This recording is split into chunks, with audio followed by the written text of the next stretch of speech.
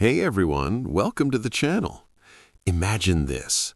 A supervolcano erupts and up to 1 billion lives are at risk in a matter of weeks. Or the massive Thwaites Glacier in Antarctica suddenly collapses and triggers 10 feet of sea level rise, flooding coastal cities around the world. Or our energy use keeps growing so fast that even with zero emissions, the waste heat alone could make huge parts of the planet uninhabitable. These are not scenes from a disaster movie. These are real threats scientists are warning us about right now. But here's what's incredible. In the YouTube video we're breaking down today, experts are exploring some of the most audacious, large-scale geoengineering and space infrastructure projects ever imagined. Ideas that sound straight out of science fiction, yet they're designed to protect Earth and ensure the long-term survival of human civilization. We're talking about drilling deep into volcanoes to cool them, spraying the sky to hack sunlight, building underwater curtains the size of cities, even detonating nuclear devices under the ocean floor or moving heavy industry into space. In the next hour, we're going to walk through every single one of these bold proposals exactly as they're presented. Stick with me from the very first minute because these ideas might just decide the future of our planet. Let's dive in. First up, neutralizing supervolcanoes. Eruptions from supervolcanoes present a catastrophic risk that could claim up to 1 billion lives.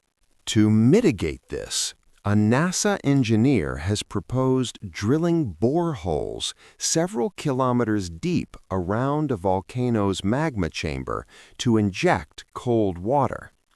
The water would become superheated and pumped back up, gradually cooling the magma over tens of thousands of years, while simultaneously providing a continuous source of renewable geothermal energy.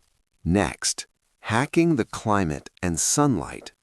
Inspired by the 1991 eruption of Mount Pinatubo, which cooled the Earth by ejecting sulfur dioxide into the stratosphere, scientists have proposed artificial volcanic eruptions. Spraying sulfur dioxide high in the atmosphere could reflect sunlight and temporarily offset the warming effects of greenhouse gases, though this risks creating erratic weather patterns and threatening food supplies. Alternatively, researchers at MIT have conceptualized a massive Brazil-sized solar shield in space made of inflatable silicon bubbles to block 1.8% of the sun's rays and bring global temperatures back to pre-industrial levels. Now let's look at extreme carbon capture and ocean management. Mechanical trees.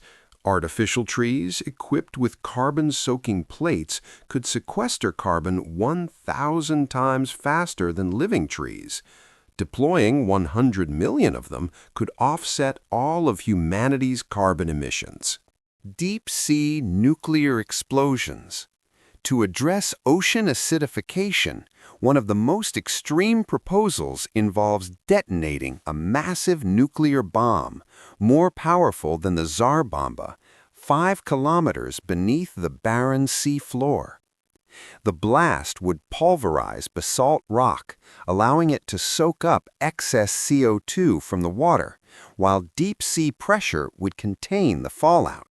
Artificial reefs. Sinking ships to create artificial reefs could boost marine fish abundance by up to 20 times, absorb wave energy to prevent coastal erosion, and offer habitats for carbon-capturing corals and seaweeds. Preserving the ice sheets. To prevent the collapse of the 75-mile-wide Thwaites Glacier in Antarctica, which could trigger 10 feet of sea level rise, geoengineers propose building a 100-kilometer-long underwater curtain. This barrier would block warm ocean currents from melting the underside of the ice.